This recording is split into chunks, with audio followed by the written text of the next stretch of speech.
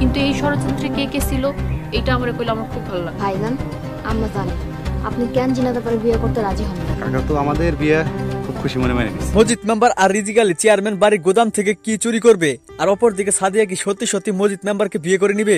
কি ঘটতে চলেছে সাহেব নামে গোলাম নাটকের 8 নাম্বার পর্বে এবং কবে আসবে 8 নাম্বার পর্বটি, এই সবকিছু জানিয়ে দিব আজকের ভিডিওতে। তাই আজকের ভিডিওটি সম্পূর্ণ দেখতে থাকুন। হ্যালো ভিউয়ার্স, আসসালামু আলাইকুম, কেমন আছেন সবাই? আশা করছি প্রত্যেকেই ভালো রয়েছেন।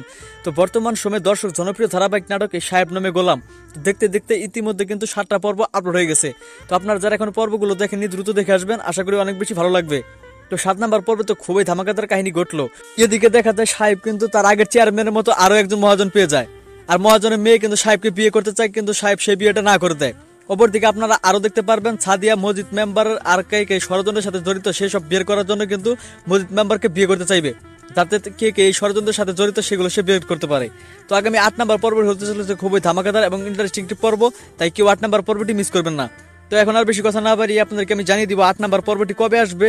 তো সেটি জানিয়ে দেওয়ার আগে দ্রুত আমাদের এই চ্যানেলটি সাবস্ক্রাইব করুন, আর আজকের ভিডিওটি কে কোন জেলা থেকে দেখলেন অবশ্যই কমেন্টে লিখে জানাতে ভুলবেন না।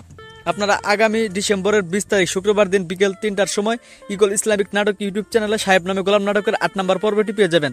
তো আশা করি বুঝতে পারছেন, দেখা হচ্ছে খুব শীঘ্রই নতুন নাটকের আপডেট নিয়ে। ততক্ষণ পর্যন্ত ভালো থাকুন, সুস্থ থাকুন, আল্লাহ হাফেজ।